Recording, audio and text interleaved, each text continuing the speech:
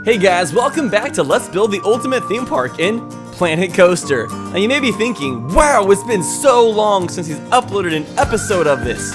But in case you guys did not know, I put it in the comment section and description of the last video, but a lot of you may not have seen it.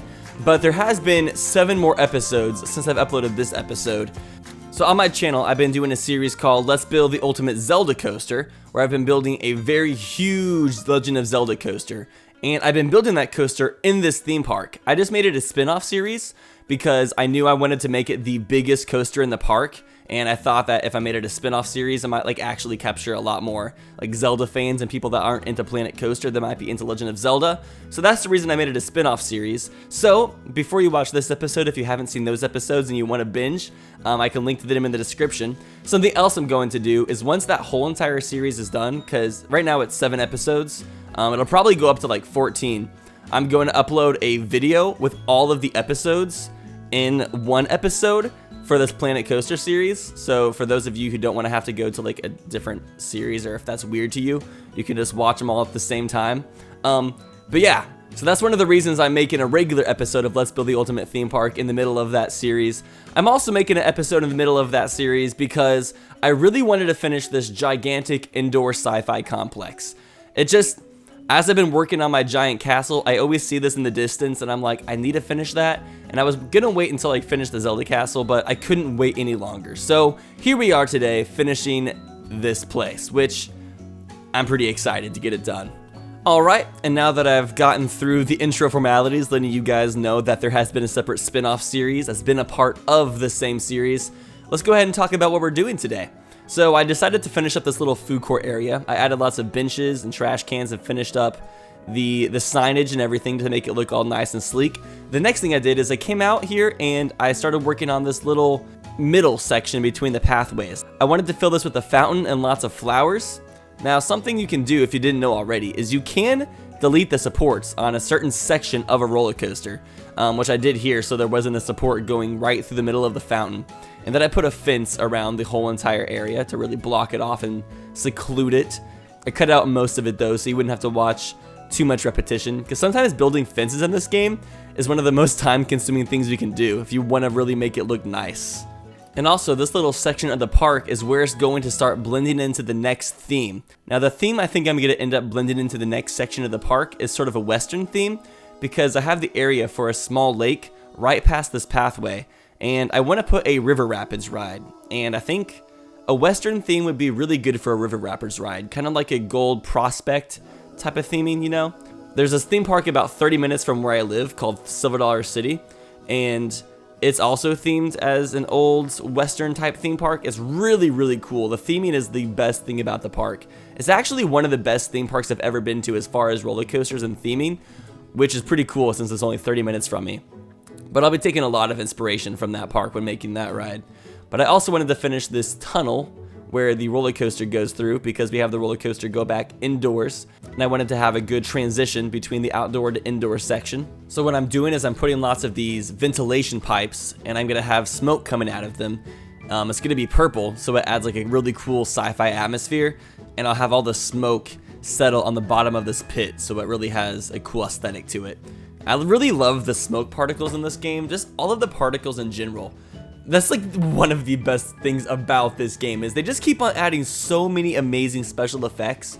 Roller Coaster Tycoon 3 had a good amount, and you could do so much with it. Planet Coaster has 1,000 times more, so honestly, this game is just phenomenal. And if you guys haven't watched since my last episode of Let's Build the Ultimate Theme Park, and you don't know about the additional theme park edition packs they've added, and you don't know about the additional DLC packs they added a spooky theme, which I think they have added since the last episode of this, but they also added an adventure theme, which is kind of like an Indiana Jones type theme, and a studio pack, which gives lots of cool things for stunts, things you would see in Universal Studios. It's phenomenal. I'm so excited to start using it all in this park and in future parks. I'm just happy I have this game because I'm going to be able to create amazing theme parks for the rest of my life, guys. It just gives me so much hope for the future. I don't even know if they'll ever make a better theme park simulation game than this game. I'm sure eventually they will. Eventually this game will probably seem lame in comparison to what we have in the future. But until then, this is definitely gonna hold me over. This game could probably hold me over for a century, especially with all their DLC packs. So I really wanted to make this pit look really cool. So I added a bunch of light panels to the side. The other idea I had was I was gonna make this pit go super, super deep, like infinitely deep to where you couldn't see the bottom, and just try to make it seem like a bottomless pit. And now that I think about it, I might still go back and do that, because I could still have some of this smoke. What do you guys think? Should I have this pit have like a rock at the bottom with just fog? Or should I have it go infinitely down to where it seems like it just keeps going and going and going? Because I could do that. That might look really cool. Give me your guys' opinion in the comment section. Alright, so a majority of the work we're doing inside this indoor complex today is a lot of finishing work. Just doing a lot of finishing details. The next major thing I'm going to be working on is lighting. And just kind of working on the walls. And there's a lot of work on the outside as well. And once this thing is done, like once we get to the end of the episode, guys, just wait. This thing gets sick. Oh, something else I'm really excited about is Frontier Studios, the company that made Planet Coaster, is making another simulation game that comes out in a couple months that I might make a Let's Play on. I'm not sure. It kind of depends on if I really do enjoy the game or not. It looks really, really promising. They're making a Jurassic Park simulation game for Jurassic World, where you can make your own Jurassic Parks, if that's the right word. But I've seen some alpha gameplay of the footage and the trailer, and it looks really, really good. It'd be really cool if they had some like tie-in with Planet Coaster and the Jurassic Park simulator, like a DLC pack where they have dinosaurs and stuff, because they had that in Roller Coaster Tycoon 3, and since Frontier Studios has already made just tons and tons of dinosaur models, it'd be cool if they took a lot of those elements and put in tons of really nice looking dinosaur animatronics, because they have tons of amazing looking dinosaur models, so why not just turn them into animatronics? It would not be that hard. You just take about 200 frames from one of the animations that you've already created and put it as a moving object into the game. Well, it might be more difficult than that, because it might also be made in a different code or game engine or something. I'm not really sure about the formalities when it comes to that, but it'd be cool to see a crossover, like a Jurassic Park, like a Jurassic World DLC crossover pack or something like that. That would be super exciting. Also, I apologize if you guys hear like hammers and saws in the background. They're building a house right next door to me right now, and they're really, really noisy. But it's okay. I mean, I'm playing a construction game, so just think of the background construction noise as some Foley, some ambience, just to really like kind of make this whole experience a little bit more realistic. All right, now we're finishing up the lighting. One of the things I like about adding the lights is it really kind of just adds that finishing polish. It like kind of fills up a lot of empty space. You can fill up a lot of empty space in your scenery and decorations with lighting. It's always a good idea to add lights because, I mean, everything needs lights and it looks really cool during the nighttime when you add extra lights, so yeah. Okay, so the next thing I'm building is I'm gonna decorate the queue or the line to this roller coaster, which I still don't think I ever came up with a name for. This aliens versus humans roller coaster. I guess we'll make that the comic question of the day. What should I name this aliens versus humans roller coaster? Give me some, I guess like alien versus predator or human versus predator, something. I forgot the name of the movie actually. I'll let you guys name the coaster because honestly you guys come up with more creative names than I do. And 1,000 brains are better than my one current brain. My one current kind of faulty brain. The one thing that does kind of suck is I lost about 20 minutes of footage while decorating this line. And it's like the coolest thing I did in this episode too, which really makes me mad. So you can kind of see the room from here. You see the room with like all the black, if you go like a little bit further. I made that a room that's full of tons of like space panels. And you'll be able to see the decorations at the very end of the video. But what I did is I put lots of like floating objects, just floating in space randomly everywhere to make it look like you're walking through space with no gravity.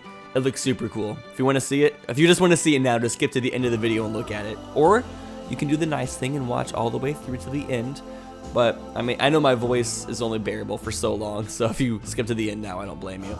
And then I did lots of nice decorations outdoors out of my flowers, my trees, my rocks, made it all pretty and shiz. Okay, and the last thing we need to do today is decorate the outdoor exterior section of this building.